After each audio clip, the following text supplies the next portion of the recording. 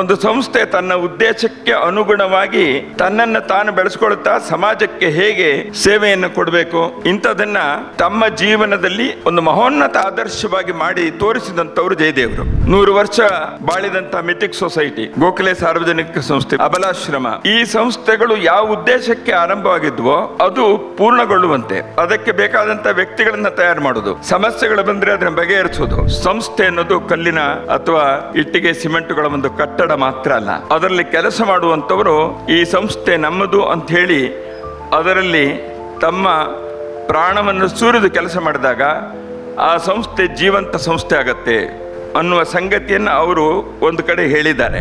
ಸಂಸ್ಥೆಗಳನ್ನ ಕಟ್ಟುವಂತ ಜನರನ್ನ ಅವರು ಬೆಳೆಸಿದ ರೂವಾರಿ ಅವರು. ಜಯದೇವರು 100 ಜನರಿಗೆ ರಾಜಕೀಯದಂತ ಕ್ಷೇತ್ರದಲ್ಲಿ ಮಾರ್ಗದರ್ಶನ ಮಾಡಿದ್ರು. ತಾನೇನೋ ಆಗಬೇಕು ಅಂತ ಎಂದೂ ಅನಿಸ್ಲಿಲ್ಲ ಅವರಿಗೆ. ಕೇವಲ ಜಯದೇವರ ಒಂದು ಜೀವನ ಚರಿತ್ರೆ ಮಾತ್ರ ಅಲ್ಲ ಇದು.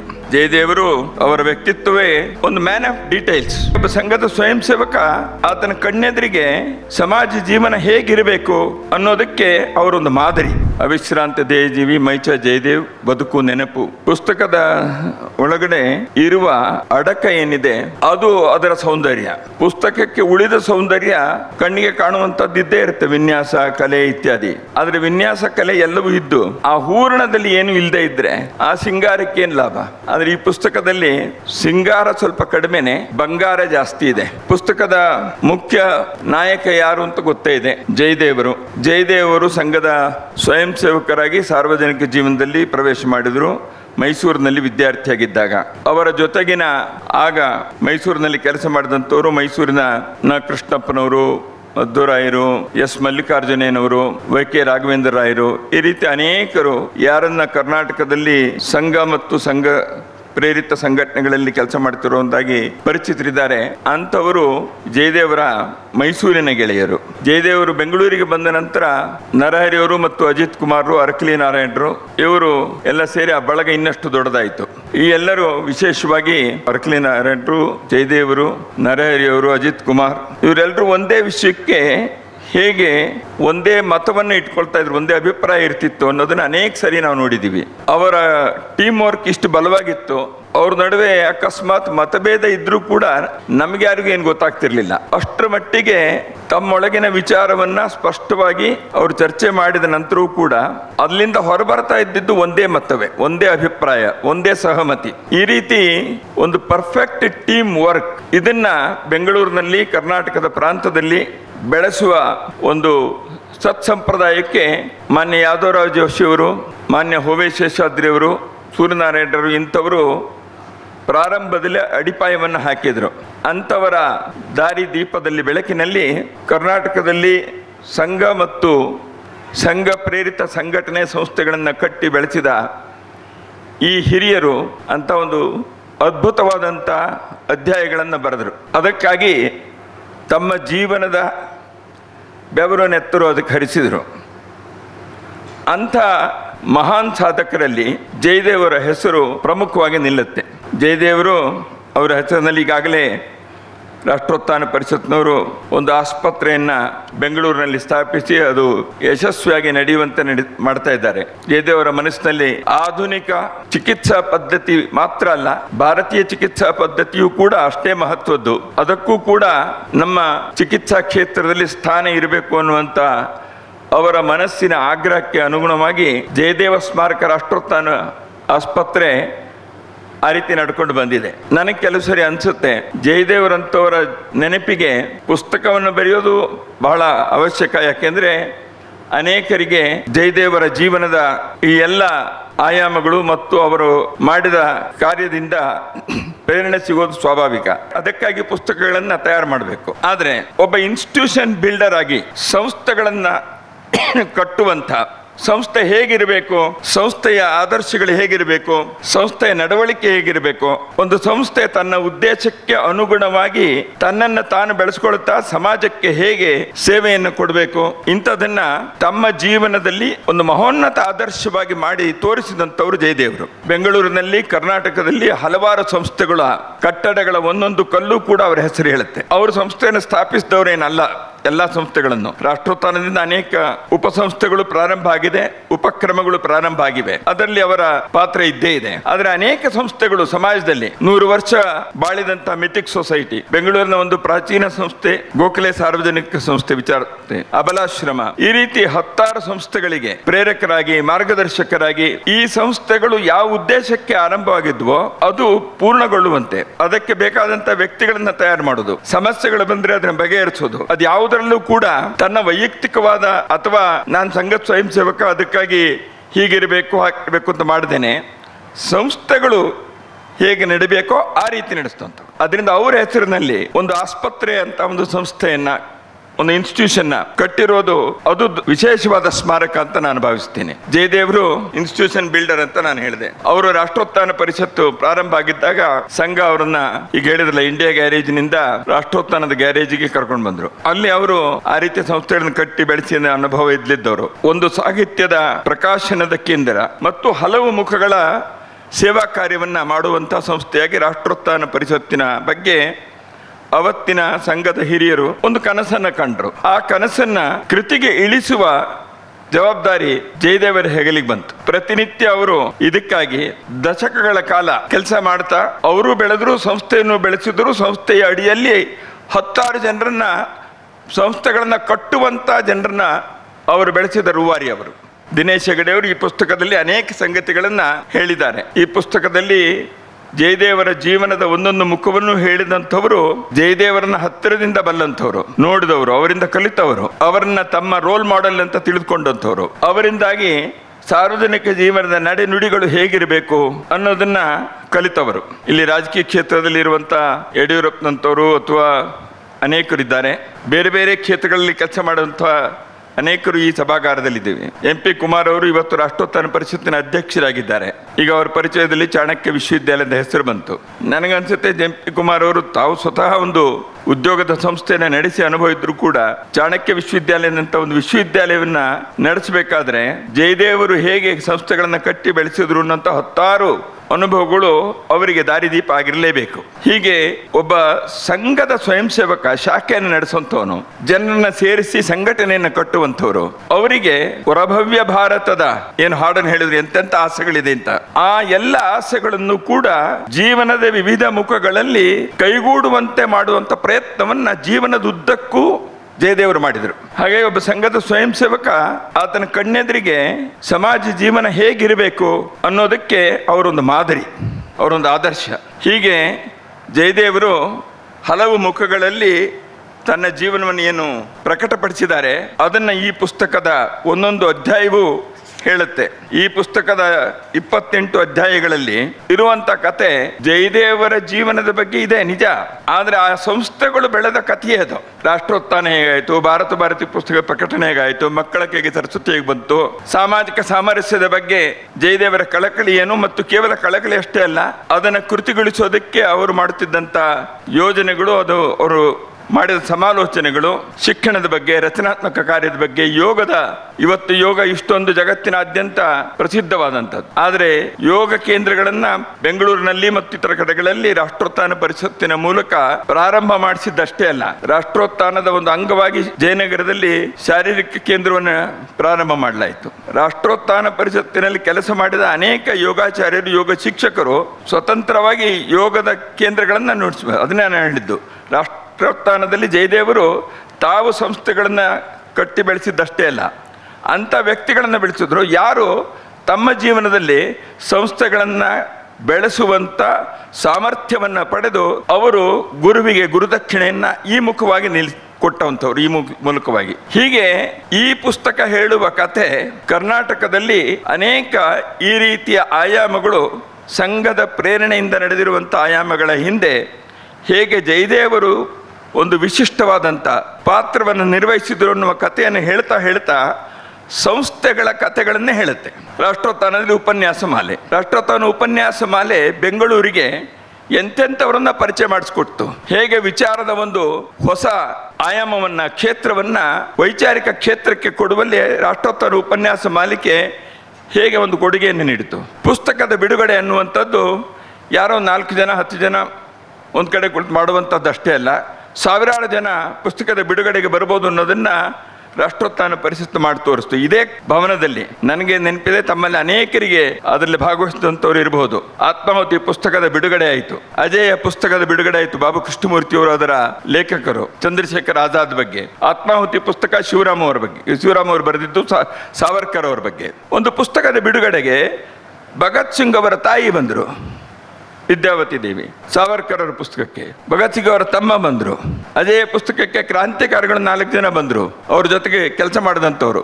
ಸಚೇಂದ್ರ ಕುಮಾರ್ ಬಕ್ಷಿ, ಸದಾಶಿವರಾಮ್ ರಾಪುಲ್ಕರ್. ಹೀಗೆ ಪುಸ್ತಕದ ಪ್ರಕಾಶನ ಮಾಡಿ ಅದರ ಬಿಡುಗಡೆ ಅಷ್ಟೇ ಅಲ್ಲ, ಆ ಪುಸ್ತಕದ ಓದ್ತಿದ್ದಂಥವರಿಗೆ ಯಾವ ವ್ಯಕ್ತಿಯ ಜೀವನವನ್ನು ನಾವು ಅದರಲ್ಲಿ ಓದ್ತಿದ್ದೀವೋ ಅಂಥವರ ಜೀವನವನ್ನು ಕಂಡಂಥ ದೇಶದ ಬೇರೆ ಕಡೆಗಳಲ್ಲಿರುವಂಥವರನ್ನ ಬೆಂಗಳೂರಿಗೆ ಕರೆಸಿ ಅವರನ್ನು ಕೂಡ ಪರಿಚಯ ಮಾಡಿಸಿದಂಥ ಒಂದು ವಿಶಿಷ್ಟವಾದಂಥ ಪುಸ್ತಕ ಬಿಡುಗಡೆಯ ಕಾರ್ಯಕ್ರಮಗಳನ್ನು ರಾಷ್ಟ್ರೋತ್ಥಾನ ಆಯೋಜನೆ ಮಾಡಿತು. ಇಂಥದ್ರಲ್ಲಿ ಜಯದೇವರು ಹೇಗೆ ತಮ್ಮ ವಿಶಿಷ್ಟವಾದ ಕೊಡುಗೆಯನ್ನು ಕೊಟ್ಟರು ಅನ್ನುವಂಥ ಕಥೆಯನ್ನು ಈ ಪುಸ್ತಕ ಹೇಳುತ್ತೆ. ಅದರಿಂದ ಈ ಪುಸ್ತಕದಲ್ಲಿ ನಾನು ಹೇಳಿದಾಗೆ ಕೇವಲ ಜಯದೇವರ ಒಂದು ಜೀವನ ಚರಿತ್ರೆ ಮಾತ್ರ ಅಲ್ಲ ಇದು. ಜಯದೇವರು ಅವರ ವ್ಯಕ್ತಿತ್ವವೇ ಒಂದು ಮ್ಯಾನ್ ಆಫ್ ಡೀಟೇಲ್ಸ್. ಅವರಿಗೆ ಯಾವುದೂ ಕೂಡ ಮೇಲ್ಮೇಲಿನ ವಿಷಯಗಳನ್ನು ಹೇಳಿದ್ರೆ ಅವರು ಅದರಿಂದ ಸಂತುಷ್ಟರಾಗ್ತಿರ್ಲಿಲ್ಲ. ಅವರಿಗೆ ವಿಷಯದ ಆಳ ಮತ್ತು ಹರವು ಎರಡೂ ಸದಾಕಾಲ ಬೇಕು. ಈಗ ಹೇಳಿದ್ರಲ್ಲ ಹಾಗೆ ಗಂಟೆಗಳ ಗಟ್ಟಲೆ ಕುಳಿತು ಕೇಳುವ ಸಂಯಮ, ತಾಳ್ಮೆ ಅವರಿಗಿತ್ತು. ಜಯದೇವರು ಒಂದು ಪ್ರಶ್ನೆಯನ್ನು ನಡುವೆ ಮಾಡದೆ ಎದುರಿಗೆ ಹೇಳ್ತಿರುವಂಥವನ್ನ ಪೂರ್ತಿ ಕೇಳಿಸ್ಕೊಳ್ತಿದ್ರು. ಅನೇಕ ಸರಿ ನಾವು ಹೇಳೋಕೆ ಹೋದಂಥವ್ರಿಗೆ ನಮಗೊಂದು ಸ್ವಲ್ಪ ಇನ್ನೊಂದು ಸಮಸ್ಯೆ ಎದುರಾಗ್ತಾ ಇತ್ತು. ಜಯದೇವರು ಇಷ್ಟೆಲ್ಲ ಕೇಳಿದ ಮೇಲೆ ಏನೇನು ಮಾಡಬೇಕು ಅಂತ ಕೇಳ್ತಿದ್ರು. ನಿನ್ನ ಸಲಹೆ ಏನು ಅಂತ ಅದನ್ನ ಹೇಳಿದ ಮೇಲೆ ಸರಿ ಇದನ್ನೆಲ್ಲವನ್ನು ಬರೆದುಕೊಂಡು ಕೊಡು ಅಂತ ಹೇಳ್ತಿದ್ರು. 1-2 ಸರಿ ಆದಮೇಲೆ ನಾನು ಅದಕ್ಕೆ ಏನು ಹೇಳಬೇಕು ಮತ್ತು ಏನು ಹೇಳಬೇಕು ಅನ್ನೋ ಜೇಬ್ನಲ್ಲಿ ಇಟ್ಕೊಂಡು ಹೋಗ್ತಿದ್ದೆ. ಎಲ್ಲ ಬರೆದ್ಮೇಲೆ ನಾನೇ ಅವ್ರು ಕೇಳೋಕ್ಕಿಂತ ಮೊದಲು ಇದು ಅಂತ ಹೇಳಿ ಕೊಟ್ಬಿಡ್ತಿದ್ದೆ. ಜಯದೇವರು ಕೇಳಿಸ್ಕೊಳ್ತಿದ್ರು, ಬರೆದಿದ್ದನ್ನ ಇಟ್ಕೊಳ್ತಿದ್ರು, ಅದರ ಫಾಲೋ ಅಪ್ ಮಾಡ್ತಿದ್ರು. ಎಲ್ಲೋ 3 ತಿಂಗಳು 4 ತಿಂಗಳು 6 ತಿಂಗಳ ನಂತರ ಸ್ವಲ್ಪ ಬಾರಪ್ಪ ಇಲ್ಲಿ ಅವತ್ತು ನೀನು ಹೇಳಿದ್ದಿಲ್ಲ ಆ ಚೀಟಿ ಎದುರಿಗೆ ಇಟ್ಕೊಳ್ಳೋರು, ಇದ್ರದ್ದು ಹೀಗಿದೆ ಇದು ಹೀಗಿದೆ ಅಂತ ಹೇಳೋರು. ಇದೆಲ್ಲವುದನ್ನು ಅವರು ಮಾಡಿದ್ರು ಅಷ್ಟೇ ಅಲ್ಲ, ನಮಗೆ ಕಲಿಸಿದ್ರು. ಒಂದು ವಿಷಯವನ್ನ ಒಬ್ಬ ಹೇಳಿದಾಗ ಅದರ ಗಂಭೀರತೆಯನ್ನು ನೀವು ತೆಗೆದುಕೊಂಡ್ಮೇಲೆ ಆ ಗಂಭೀರತೆಯಿಂದ ಅದನ್ನ ಫಾಲೋ ಅಪ್ ಮಾಡೋದಕ್ಕೆ ಬೇಕಾದಂತ ಗುಣ, ಅದರ ಬಗ್ಗೆ ನನಗೆ ವಿಷಯದಲ್ಲಿ ಆಸಕ್ತಿ ಇದೆ ಅಥವಾ ಈ ವಿಷಯ ಸಮಾಜ ದೃಷ್ಟಿಯಿಂದ ಮಹತ್ವದ್ದು ಅಂತಿದ್ದಾಗ ಅವರು ಅದನ್ನು ಎಲ್ಲಿಗೂ ಆ 1 ಗಂಟೆ ಹೇಳಿದ ನಂತರ ಮುಗೀತು ಅಂತ ಮಾಡಲಿಲ್ಲ. ಅವರು ಹೀಗೆ ವಿವರವಾಗಿ ತಿಳಿದುಕೊಳ್ಳುವಂಥ ಅವರ ಸ್ವಭಾವ. ಪುಸ್ತಕದ ಬಗ್ಗೆ ನಾನು ಈಗಾಗಲೇ ಹೇಳಿದೆ, ಇದರಲ್ಲಿ ಅನೇಕ ಇಲ್ಲಿವರೆಗೆ ಗೊತ್ತಿಲ್ಲದೆ ಇರೋಂಥ ಕೆಲವು ಮೈಸೂರಿನ ಘಟನೆಗಳು ಇದರಲ್ಲಿದೆ. ಯುವರಾಜ ಕಾಲೇಜಿನಲ್ಲಿ ಲೋಕಮಾನ್ಯ ತಿಲಕರ ಭಾವಚಿತ್ರದ ಅನಾವರಣದ ಕಥೆ, ಹೀಗೆ ಅನೇಕ ಸಂಗತಿಗಳು ಇದರಲ್ಲಿದೆ. ಭಾರತದ ವಿಭಜನೆ ಆದಾಗ ಮೈಸೂರಿನಲ್ಲಿ ನಡೆದ ಘಟನೆಗಳು, ಸತ್ಯಾಗ್ರಹ ನಡೆದಿದ್ದ ನಂತರ, ಹೀಗೆ ಅನೇಕ ವಿಷಯಗಳು ಇದರಲ್ಲಿ.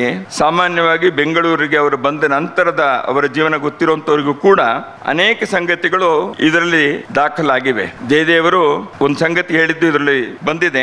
ಸಂಸ್ಥೆ ಅನ್ನೋದು ಕಲ್ಲಿನ ಅಥವಾ ಇಟ್ಟಿಗೆ ಸಿಮೆಂಟ್ಗಳ ಒಂದು ಕಟ್ಟಡ ಮಾತ್ರ ಅಲ್ಲ, ಅದರಲ್ಲಿ ಕೆಲಸ ಮಾಡುವಂಥವರು ಈ ಸಂಸ್ಥೆ ನಮ್ಮದು ಅಂತ ಹೇಳಿ ಅದರಲ್ಲಿ ತಮ್ಮ ಪ್ರಾಣವನ್ನು ಸುರಿದು ಕೆಲಸ ಮಾಡಿದಾಗ ಆ ಸಂಸ್ಥೆ ಜೀವಂತ ಸಂಸ್ಥೆ ಆಗತ್ತೆ ಅನ್ನುವ ಸಂಗತಿಯನ್ನು ಅವರು ಒಂದು ಕಡೆ ಹೇಳಿದ್ದಾರೆ.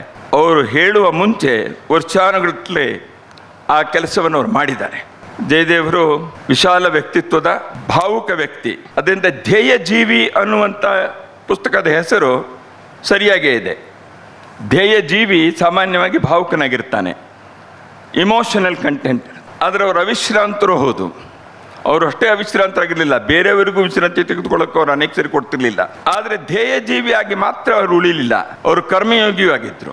ಭಾವನೆಗಳ ಸಾಗರದಲ್ಲಿ ತೇಲಿ ಹೋಗೋದು ಒಂದು ರೀತಿ, ಅದನ್ನು ವ್ಯಕ್ತಪಡಿಸೋದಕ್ಕೆ ಕವನವೋ ಭಾಷಣವೋ ಮತ್ತೊಂದೋ ಮಾಡಿಬಿಡ್ಬೋದು. ಆದರೆ ಆ ಭಾವನೆಗಳನ್ನ ಕನಸುಗಳನ್ನ ನನಸಾಗಿ ಮಾಡೋದು, ನನಸಾಗಿ ಮಾಡುವಾಗ ಅನೇಕ ಹೃದಯ ಮನಸ್ಸುಗಳನ್ನು ಗೆಲ್ಲುವುದು, ಅದು ಗೆದ್ದದ ನಂತರ ಅದನ್ನು ಶಾಶ್ವತವಾಗಿಡುವಂಥದ್ದು, ಈ ಸಂಗತಿಗಳನ್ನು ಮಾಡಿದರು. ಅದಕ್ಕಾಗಿ ಒಂದು ಪರಂಪರೆಯನ್ನು ಕಟ್ಟೋದು. ಇವತ್ತು ರಾಷ್ಟ್ರೋತ್ಥಾನ ಪರಿಷತ್ ಇರ್ಬೋದು, ಮಿಥಿಕ್ ಸೊಸೈಟಿ ಇರ್ಬೋದು, ಅಬಲಾಶ್ರಮ ಇರ್ಬೋದು, ಅಂತ 10 ಸಂಸ್ಥೆಗಳಲ್ಲಿ ಅವರು ಯಾವ ಒಂದು ಪರಂಪರೆಯನ್ನು ಸ್ಥಾಪನೆ ಮಾಡಿದರೋ ಅದು ಇವತ್ತಿಗೂ ಕೂಡ ಜಯದೇವರ ಹೆಸರಿನಲ್ಲಿ ಆ ಸಂಗತಿಗಳು ಮುಂದುವರೆದಿವೆ. ಹೀಗೆ ಒಬ್ಬ ಕರ್ಮಯೋಗಿ, ಧ್ಯೇಯ ಜೀವಿ. ಅದರಿಂದ ನಾನು ಹೇಳಿದೆ, ಬದುಕು ನೆನಪು ಅಷ್ಟೇ ಅಲ್ಲ, ಇದೊಂದು ಆದರ್ಶ, ಒಂದು ಮಾರ್ಗದರ್ಶನ ಈ ಪುಸ್ತಕ. ಶೇಕ್ಸ್ಪಿಯರ್ ಇಂಗ್ಲಿಷ್ ಸಾಹಿತ್ಯದ ಒಬ್ಬ ದೊಡ್ಡ ಕವಿ, ನಾಟಕಕಾರ. ಅವರು ಸುಮಾರು 154 ಸಾನೆಟ್ಗಳನ್ನು ಬರೆದಿದ್ದಾರೆ. 14 ಪಂಕ್ತಿಗಳಿರುವಂಥ ಇಂಗ್ಲೀಷಿನ ಕವಿತೆಗಳು. ಸಾಮಾನ್ಯವಾಗಿ ಆ ಸಾನೆಟ್ನಲ್ಲಿ 2 ಥೀಮ್ಸ್ ವಿಶೇಷವಾಗಿದೆ. ಒಂದು, ಅದರಲ್ಲಿ ಮನುಷ್ಯನಿಗೆ ನಾನು ಶಾಶ್ವತವಾಗಿರಬೇಕು, ನನ್ನ ಹೆಸರು ಉಳಿಬೇಕು ಅಂತ ಎಲ್ಲೋ ಒಂದು ಆಸೆ ಇರುತ್ತೆ. ಆದ್ದರಿಂದ ನಮ್ಮ ಹೆಸರು, ನಮ್ಮ ಚಿತ್ರ, ನಮ್ಮ ಹೊಗಳಿಕೆ ಆದಾಗ ಒಂದು ಸ್ವಲ್ಪ ಎಲ್ಲೋ ಮನಸ್ಸು ಒಂದು ಸ್ವಲ್ಪ ಅದಕ್ಕೆ ಒಲವನ್ನು ತೋರಿಸುತ್ತೆ. ಸನ್ಯಾಸಿಗಳಾಗಿರೋಂಥವ್ರಿಗೆ ಇಲ್ಲದೆ ಇರ್ಬೋದು, ನಮಗಂಥವರಿಗೆ ಮನುಷ್ಯನಿಗೆ ಶಾಶ್ವತವಾಗುವಂಥ ಒಂದು ಆಸೆ. ಶೇಕ್ಸ್ಪಿಯರ್ ಹೇಳ್ತಾನೆ, ಈ ಶಾಶ್ವತನಾಗಿರೋದಕ್ಕೆ ಏನು ಮಾಡಬೇಕು? 2 ದಾರಿ ಇದೆ, progeny and poetry. Perpetualising life is possible to progeny or poetry. ನಿಮ್ಮ ಜೀವನವನ್ನು ಶಾಶ್ವತವಾಗಿ ಮಾಡ್ಕೊಳ್ಳೋದಕ್ಕೆ ಮಕ್ಕಳು ಸಂತಾನ ಇದ್ದಾಗ ಅವರು ಮುಂದಿನ ಪೀಳಿಗೆ ಇವರ ಹೆಸರು ಹೇಳುತ್ತೆ. ಆ ಪೀಳಿಗೆಯವರ ಮೂಲಕ ಇವರು ಬದುಕಿರ್ತಾರೆ. ಇಂಥವರ ಮನೆತಂದವರು, ಇಂಥವರು ಹಿರಿಯರು ಅಂತೇಳಿ ಸಮಾಜ ಗುರುತಿಸೋದ್ರಿಂದ ಇಂಥವರು ಅವರ ಮೂಲಕ ಇವರು ಬದುಕ್ತಾರೆ ಅಂತ. ಇಲ್ಲದೇ ಇದ್ದರೆ ಕಾವ್ಯದಲ್ಲಿ ಹೆಸರು ನೋಂದಾಯಿಸೋದು. ಒಬ್ಬ ಕರ್ಣನೋ, ಒಬ್ಬ ಲಕ್ಷ್ಮಣನೋ, ಒಬ್ಬ ಹನುಮಂತನೋ, ಒಬ್ಬ ವಾಲಿಯೋ, ಸುಗ್ರೀವನೋ ಇವತ್ತು ಯಾಕೆ ನೆನಪಿದ್ದಾರೆ? ಕಾವ್ಯದಲ್ಲಿ ಅವರ ಹೆಸರಿದೆ. ಹೀಗೆ ಕಾವ್ಯದಲ್ಲಿ, ಸಾಹಿತ್ಯದಲ್ಲಿ ಒಮ್ಮೆ ಹೆಸರು ಬಂದರೆ ಅವರು ಸ್ಥಾಯಿಯಾಗಿರ್ತಾರೆ. ಸಂಸ್ಕಾರ ಕಾದಂಬರಿಯ ಬಾಳಾಚಾರ್ಯರೋ ಅಥವಾ ನಾನಡಪ್ಪನೋ ಸದಾಕಾಲ ಇರ್ತಾರೆ. ಯಾಕೆಂದರೆ ಅದೊಂದು ವ್ಯಕ್ತಿತ್ವ. ಅದು ಹೆಸರು ಅವ್ರಿಗಿರ್ಬೋದು, ಆದರೆ ಆ ವ್ಯಕ್ತಿತ್ವ, ಆ ಗುಣ, ಆ ಸ್ವಭಾವ ಇರುತ್ತೆ ಸಮಾಜದಲ್ಲಿ. ಅದರಿಂದ ಆ ವ್ಯಕ್ತಿತ್ವಕ್ಕೆ ಜೋಡಿಸ್ಕೊಳ್ಳುತ್ತದು. ಅದರಿಂದ ಶಾಶ್ವತರಾಗ್ತಾರೆ ಸಾಹಿತ್ಯದಲ್ಲಿ. ಭಾರತದ ಸಂಸ್ಕೃತಿ ಅದಕ್ಕಿಂತ ಒಂದು ಮಟ್ಟ ಮುಂದೆ ಹೋಗುತ್ತೆ. ಅದು ಹೇಳುತ್ತೆ, ಇದರಿಂದ ಮಾತ್ರ ಮನುಷ್ಯ ಶಾಶ್ವತನಾಗೋದಿಲ್ಲ. ನ ಪ್ರಜೆಯ ನ ಧನೇನ ನ ಕರ್ಮೇಣ ತ್ಯಾಗೇನೈಕೆ ಅಮೃತತ್ವ ಮಾನುಷು. ಪ್ರಜೋತ್ಪತ್ತಿಯಿಂದ ನಿಮ್ಮ ವಂಶ ಬೆಳೆಸೋದ್ರಿಂದ ದೊಡ್ಡವರಾಗ್ತೀವಿ ಅಂತಿಲ್ಲ. ಯಾಕೆಂದ್ರೆ ವಂಶದಲ್ಲಿ ಮುಂದಿನವ್ರು ಹೇಗಿರ್ತಾರೋ ಗೊತ್ತಿಲ್ಲ, ಗ್ಯಾರಂಟಿಯನ್ನು ನಾವು ಹೇಳೋಕ್ಕಾಗಲ್ಲ. ಅವ್ರು ಹೆಸರು ತರ್ತಾರೋ, ಹೆಸರಿಗೆ ರಾಡಿ ಹಚ್ತಾರೋ ನಮಗೇನು ಗೊತ್ತಿಲ್ಲ ಮುಂದಿನ ಪೀಳಿಗೆ ನಮ್ಮದು. ಅಥವಾ ಧನದಿಂದ ಅಲ್ಲ, ಅಥವಾ ನಾನೇನೋ ಇಂತ ಕಟ್ಸಿದ್ದೀನಿ ಅಂತಲ್ಲ. ಯಾವುದರಿಂದ ಮನುಷ್ಯ ಶಾಶ್ವತನಾಗ್ತಾನೆ? ಮನುಷ್ಯ ತ್ಯಾಗದಿಂದ ಆಗ್ತಾನೆ ಅಂತ. ತ್ಯಾಗ ಏನೈಕೆ ಅಮೃತತ್ವ ಮನುಷ್ಯ. ಶ್ರವಣ ಬೆಳಗೊಳದಲ್ಲಿ ನಿಂತಿರುವ ಗೊಮ್ಮಟೇಶ್ವರನ ಮೂರ್ತಿ ತ್ಯಾಗದ ಸಾಕಾರ ಮೂರ್ತಿ. ಹೀಗೆ ಜೀವನದಲ್ಲಿ ತ್ಯಾಗ ಮಾಡಿದಂಥವರು, ಸ್ವಾತಂತ್ರ್ಯದ ಹೋರಾಟದಲ್ಲೋ, ಸಂಸ್ಕೃತಿಯ ಉಳಿವಿಗಾಗಿಯೋ, ಯಾರು ಈ ದೇಶದಲ್ಲಿ ಧರ್ಮಕ್ಕಾಗಿಯೋ ತ್ಯಾಗ ಮಾಡಿದಾರೋ ಅಂಥವ್ರು ಉಳಿತಾರೆ, ಅಂಥವ್ರ ಹೆಸರು ಉಳಿಯುತ್ತೆ ಅಂತೇಳಿ ನಮ್ಮ ಸಂಸ್ಕೃತಿ ಹೇಳುತ್ತೆ. ಜಯದೇವರು ಈ 2ರಲ್ಲೂ ಮತ್ತು ಇನ್ನೊಂದರಲ್ಲೂ ಕೂಡ ಅವರು ಜೀವನದಲ್ಲಿ ಯಾವುದೇ ಸುಖವನ್ನು ಬಯಸದೇನೆ 10 ರೀತಿಯ ಜನರಿಗೆ ಅವರು ಮಾರ್ಗದರ್ಶನ ಮಾಡಿದರು. ಆದರೆ ಸಂಸ್ಥೆಯಲ್ಲಿ ನಾನು ಪ್ರಮುಖನಾಗಿರಬೇಕು ಅಂತ ಅವ್ರು ಭಾವಿಸಲಿಲ್ಲ. 100 ಜನರಿಗೆ ರಾಜಕೀಯದಂಥ ಕ್ಷೇತ್ರದಲ್ಲಿ ಮಾರ್ಗದರ್ಶನ ಮಾಡಿದರು. ತಾನೇನೋ ಆಗಬೇಕು ಅಂತ ಎಂದೂ ಅನಿಸ್ಲಿಲ್ಲ ಅವರಿಗೆ. ಅವ್ರ ಜೀವನದಲ್ಲಿ ಯಾವುದೇ ರೀತಿಯ ಸುಖ, ಸಮ್ಮಾನ, ಪ್ರತಿಷ್ಠೆ ಇದಕ್ಕೆ ಅವರು ಎಳಸಲಿಲ್ಲ. 81 ವರ್ಷ ಆಗಿದ್ದಾಗ ಅವರಿಗೆ ಮೈಸೂರಿನಲ್ಲಿ ಅನೇಕರು ಆ ವಯಸ್ಸಿನ ಸ್ವಯಂ ಸೇವಕರು, ಪ್ರಚಾರಕರಿಗೆ ಒಂದು ಅಭಿವಾದನ ಕಾರ್ಯಕ್ರಮವನ್ನು ಮಾಡೋದಕ್ಕಾಗಿ ಕಾರ್ಯಕರ್ತರೆಲ್ಲ ಸೇರಿ ಪ್ರಯತ್ನ ಮಾಡಿದರು. ಇವ್ರಿಗೂ ಹೇಳಿದರು. ಆದರೆ ಅವತ್ತು ಇವರು ಅಲ್ಲಿ ಬರಲೇ ಇಲ್ಲ. ಏನೋ ನೆವ ಹೇಳಿಸ್ಕೊಂಡು ತಪ್ಪಿಸ್ಕೊಂಡ್ಬಿಟ್ರು. ತನಗಾಗಿ ಏನನ್ನೂ ಅವರು ಬಯಸಲಿಲ್ಲ. ತ್ಯಾಗದ ಪರಮ ಮೂರ್ತಿ. ಅವರ ಹೆಸರು ಪುಸ್ತಕದಲ್ಲಿ, ಸಾಹಿತ್ಯದಲ್ಲಿ ದರ್ಜಾಗಿದೆ. ಅವರು ಬೆಳೆಸಿದ ಸಂಸ್ಥೆಗಳು, ಆ ಕಟ್ಟಡಗಳು, ಆ ಸಂಸ್ಥೆಗಳು ಅವರ ಹೆಸರನ್ನು ಹೇಳುತ್ತೆ. ಇದನ್ನು ಶೇಕ್ಸ್ಪಿಯರು ಹೇಳಿರಲಿಲ್ಲ, ನಮ್ಮ ಸಂಸ್ಕೃತಿನಲ್ಲೂ ಹೇಳಿ.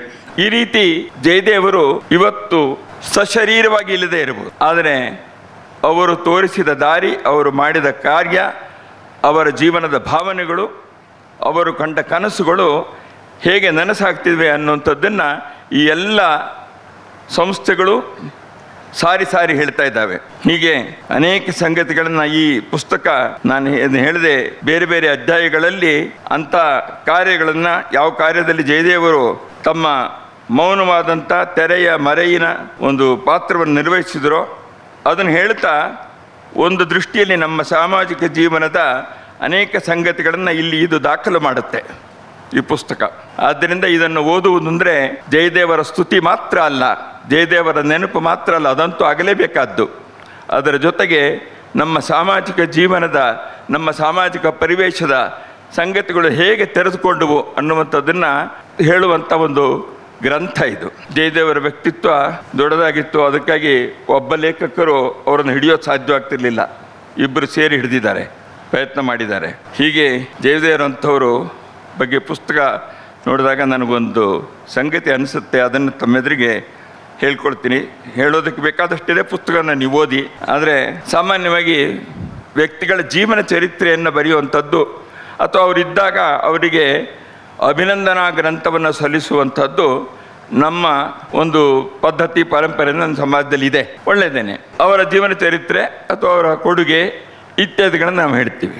ಆದರೆ ಒಂದೊಂದು ವಿಷಯಕ್ಕೆ ಅವರ ಜೀವನವನ್ನು ಹೇಗೆ ಕೇಸ್ ಸ್ಟಡಿಯಾಗಿ ತೆಗೆದುಕೊಳ್ಬೋದು.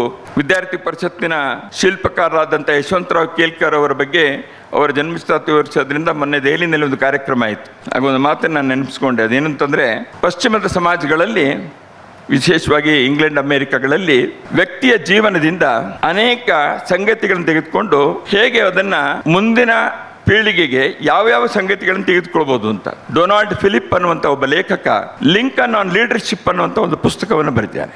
ಅಬ್ರಹಾಂ ಲಿಂಕನ್ ಅಮೆರಿಕದ ಅಧ್ಯಕ್ಷನಾಗಿ ಏನೇನು ಮಾಡಿದ್ರು ಅನ್ನುವ ಕಥೆ ಮಾತ್ರ ಅಲ್ಲ ಅದರಲ್ಲಿರೋದು, ಅದೊಂದು ಬಯೋಗ್ರಫಿ ಅಲ್ಲ. ಆದರೆ ಲಿಂಕನ್ ಲೀಡರ್ಶಿಪ್ನ ಅವರ ಕ್ವಾಲಿಟಿ ಏನೇನು, ಹೇಗೆ ಅದು ಅವರ ಸಾರ್ವಜನಿಕ ಜೀವನದಲ್ಲಿ ವಿಶೇಷವಾಗಿ ಅಮೆರಿಕದ ಅಧ್ಯಕ್ಷನಾಗಿ ಅವ್ರು ಹೇಗೆ ನಡೆದುಕೊಂಡ್ರು ಅನ್ನೋದನ್ನು ಒಂದೊಂದು ಅಧ್ಯಾಯದಲ್ಲಿ ಹೇಳ್ತಾ ಹೋಗ್ತಾರೆ. ವಿಷಯ ಅವರ ಲೀಡರ್ಶಿಪ್ನ ಕುರಿತಿದ್ದು. ಅದಕ್ಕೆ ಉದಾಹರಣೆಗಳು, ಕೇಸ್ ಸ್ಟಡಿಗಳು ಲಿಂಕನ್ನ ಜೀವನದ್ದು. ಹೀಗೆ ಇಂಥ ಅಧ್ಯಯನವನ್ನು ಮಾಡಿದಾಗ ಆ ರೀತಿಯ ಪುಸ್ತಕಗಳು ಬಂದರೆ ನಮ್ಮ ಸಮಾಜದ ಜನಕ್ಕೆ ಒಂದು ಶ್ರದ್ಧೆಯಿಂದ ಒಬ್ಬ ವ್ಯಕ್ತಿಯನ್ನು ಓದುವುದು ಒಂದು, ಅದು ನಮಗೆಲ್ರಿಗೂ ಇದೆ. ಆ ಶ್ರದ್ಧೆ ಸ್ವಾಭಾವಿಕವೇ, ಕೇವಲ ನೆನಪಾಗಿ ಉಳಿಯುವಂಥದ್ದು ಅಷ್ಟೇ ಅಲ್ಲ, ಜೀವನಕ್ಕೆ ಅದು ಮಾದರಿಯಾಗಬೇಕು ಅಂದಾಗ ಈ ರೀತಿಯ ಉದಾಹರಣೆಗಳನ್ನು ನಮ್ಮ ಜೀವನಕ್ಕೆ, ಇವತ್ತಿನ ಸಮಾಜಕ್ಕೆ ಅವಶ್ಯಕತೆಯಾದಂಥ ವಿಷಯಗಳ ಆಧಾರದ ಮೇಲೆ ಅವುಗಳನ್ನು ಉದಾಹರಣೆಯಾಗಿ ತೆಗೆದುಕೊಂಡು ವಿವರಿಸುವಂಥ ಪುಸ್ತಕಗಳು ಬರಲಿ ಅಂತ ನಾನು ಆಶಿಸ್ತೇನೆ. ಇಬ್ಬರು ಲೇಖಕರಿಗೆ ಈ ಪುಸ್ತಕ ಬರೆಯುವಂಥದ್ದು ಅಷ್ಟು ಆನಂದ ಕೊಡುವಂಥ ವಿಷಯವಂತೂ ಹೌದೇನೆ, ಆದರೆ ಒಂದು ಕಷ್ಟವೂ ಇತ್ತು. ಯಾಕೆ? ಶ್ರದ್ಧೆ ಅವ್ರ ಬಗ್ಗೆ ಇತ್ತು. ಯಾಕೆಂದರೆ ಅವ್ರ ಜೊತೆ ಕೆಲಸ ಮಾಡಿದ್ದಾರೆ, ಅವ್ರ ಮಾರ್ಗದರ್ಶನದಲ್ಲಿ ಕೆಲಸ ಮಾಡಿದ್ದಾರೆ, ಅವ್ರನ್ನ ಹತ್ತಿರದಿಂದ ನೋಡಿದ್ದಾರೆ. ಅದರಿಂದ ಶ್ರದ್ಧೆ ಇದ್ದಾಗ ವಿಷಯವನ್ನು ನಿಖರವಾಗಿ ಬರೆಯುವಾಗ ಭಾವನೆಗಳು ಬಂದು ಶ್ರದ್ಧೆ ಅದರ ಮೇಲೆ ಪ್ರಭಾವ ಬೀರುತ್ತೆ. ಅದರಿಂದ ಸ್ತುತಿ ಆಗುವಂಥ, ಪ್ರಶಂಸೆ ಆಗುವಂಥ ಒಂದು ಅಪಾಯ ಇರುತ್ತೆ. ಸ್ತುತಿ ಪ್ರಶಂಸೆ ಮಾಡಿದಾಗ ಜನಕ್ಕೆ ಸರಿ ಅವ್ರಿಗನ್ಸಿದೆ ಬರೆದಿದ್ದಾರೆ ಒಂದು ಕಾವ್ಯ ಅಂತ ಅಂದ್ಕೊಳ. ಹಾಗಲ್ಲ, ಇದು ಇನ್ನೊಬ್ಬರಿಗೆ ಮಾದರಿ ಆಗಬೇಕು ಅಂದರೆ ಆ ಶ್ರದ್ಧೆ, ಆ ಒಂದು ಸಮ್ಮಾನ, ಆದರ ಇದೆಲ್ಲವೂ ಇದ್ದು ಕೂಡ ನಿಖರತೆ, ಅದರಿಂದ ಹೊರತರಬೇಕಾದಂಥ ವಿಷಯವನ್ನು ಗಮನದಲ್ಲಿ ಇಟ್ಕೊಂಡು ಬರೀಬೇಕಾಗತ್ತೆ. ಆದ್ದರಿಂದ ಇಬ್ಬರು ಬರಹಗಾರರು ಆ ದೃಷ್ಟಿಯಿಂದಲೂ ಈ ಪುಸ್ತಕವನ್ನು ಕೇವಲ ಸ್ತುತಿಮಾಲೆಯಾಗಿ ಮಾಡದೆ ಒಂದು ಮಾದರಿ ವ್ಯಕ್ತಿತ್ವ ಹೇಗಿರ್ಬೋದು ಅನ್ನೋದನ್ನು ಅವರು ಮಾಡಿದ ಕಾರ್ಯಗಳ ಮೂಲಕ ವಿವರಿಸ್ತಾ ಇಂಥ ಒಂದು ಅವಿಶ್ರಾಂತ ಧ್ಯೇಯಜೀವಿ ಮೈಚಾ ಜಯದೇವ್ ಬದುಕು ನೆನಪು ಇದನ್ನು ನಮಗೆ ಕಟ್ಟಿಕೊಟ್ಟಿದ್ದಾರೆ. ಅವರಿಗೆ ಅಭಿನಂದನೆಗಳು. ಇದನ್ನು ಪ್ರಕಟಿಸಿದ ರಾಷ್ಟ್ರೋತ್ಥಾನ ಪರಿಷತ್ತಿಗೆ ನಮ್ಮೆಲ್ಲರ ಧನ್ಯವಾದ ಮತ್ತು ಅಭಿನಂದನೆಗಳು. ಇದೆಲ್ಲವುದರ ನಂತರವೂ ಕೂಡ ಜಯದೇವರು ಮನಸ್ಸಿನಲ್ಲಿ ಉಳಿಬೇಕು, ಜೀವನದಲ್ಲಿ ನಮಗೆ ಬೆಳಕನ್ನು ತೋರ್ತಾ ಇರಬೇಕು, ಅಂಥ ಜೀವನವನ್ನು ಬದುಕುವ ಸಂಕಲ್ಪ ನಮ್ಮದಾಗಬೇಕು. ಆಗ ಈ ಪುಸ್ತಕಕ್ಕೂ ಈ ಕಾರ್ಯಕ್ರಮಕ್ಕೂ ಸಾರ್ಥಕತೆ ಅಂತ ನಾನು ನಂಬಿದ್ದೇನೆ. ನಮಸ್ಕಾರ.